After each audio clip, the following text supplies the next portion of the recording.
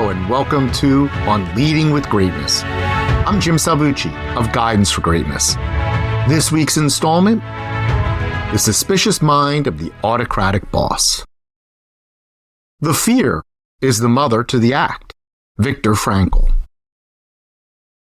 Let's talk about that most persistent of boss myths, that the tougher they are, the more effective they are.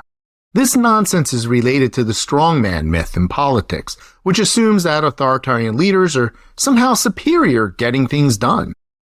There's that tired line about how Benito Mussolini, the brutal fascist dictator of Italy known as Il Duce, got the decrepit Italian trains to run on time. Except he didn't. What worked so well in fascist Italy wasn't the rail system, it was Mussolini's propaganda machine. The workplace version of such propaganda is called hype, and I'm here to tell you that the effectiveness of autocratic bosses is the purest of pure hype.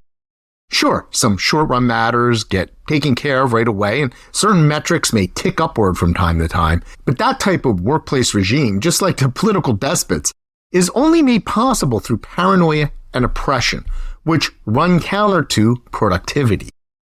I worked directly under these would-be Mussolinis, Il Duce bosses, and it ain't pretty. To be clear, I don't call them Il Duce bosses to make light of the monster Benito Mussolini or to normalize his horrific and murderous regime. On the contrary, I make the comparison to expose the underlying impulses of such bosses, their inner autocrat, and remind us what their behavior becomes when taken to its extreme. There's no soft peddling the heinousness of Mussolini.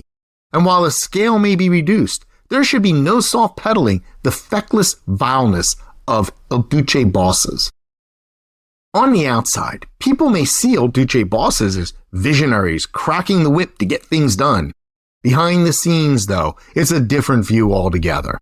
Since few can question the Il Duce boss or even make suggestions, everything must be born of their brilliant mind. And since this Il Duce boss is not likely to be some sort of genius with a monopoly on good ideas, mistakes will happen. So, who will have to pay for those mistakes? Well, it won't be Il Duce. These guys are just frauds through and through. What's more, such bosses usually are battling intense feelings of inferiority and self-doubt, what we call imposter syndrome, which in their case is, in fact, warranted. But instead of working on themselves, they overcompensate by acting superior. The resulting cognitive dissonance between their outward swagger and their real self-view renders them easily manipulated by unsavory and sycophantic characters who stand to gain from their relationship. I've witnessed the toughest of bosses controlled like a puppet with a hand shoved up its skirt. Worse still, such relationships frequently rely on mutual cover-ups and corruption that aren't necessarily illegal, but are still unethical.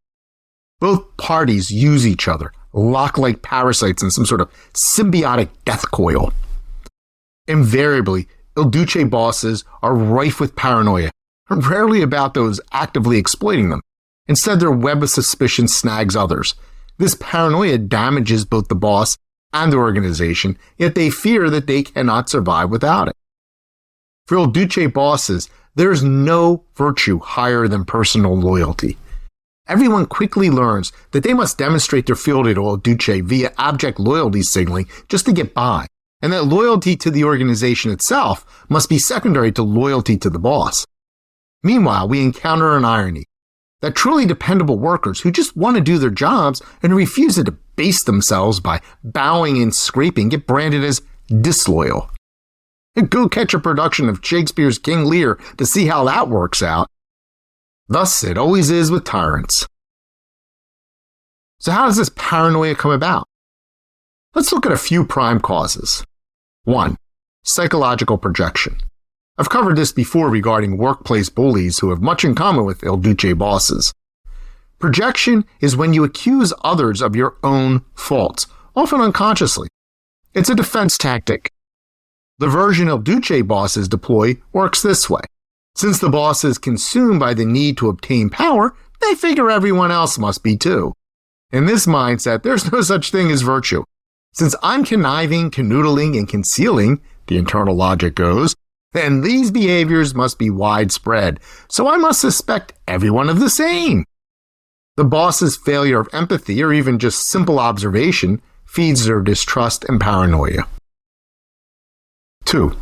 Imposter syndrome, aka inferiority complex. I hit this one already, but it bears repeating. While occasional self-doubts can be a source of healthy humility for some, El Duce bosses are tormented by chronic feelings of inferiority, which they then conceal with false bravado.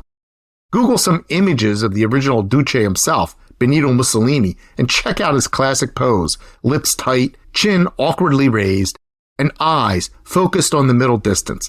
I'll bet your autocratic boss has their own telltale pose that screams to the world, "I'm overcompensating for my inadequacies." It's the very look of the paranoid imposter. 3. Control freakery. Most little Mussolini start out as standard issue micromanagers who pry and interfere and just can't let anything go. For these folks, there can never be enough control. Perfectionism runs rampant with them. But since perfection is impossible to attain, they only guarantee themselves continued failure, which reinforces their imposter syndrome. Control freakery has its own inbuilt paranoia. I've long had a saying, if you stick your thumb in every pie, then all you do is ruin a lot of pies. Well, someone must take the blame for all that mouth-watering ruination, right? It can't be El Duce, so it must be someone else, right? Maybe there's a saboteur in our midst, right? Thus is the logic that paves the road to Paranoia City. 4. Vulnerability to manipulation. I mentioned this before as well, is another driver of paranoia.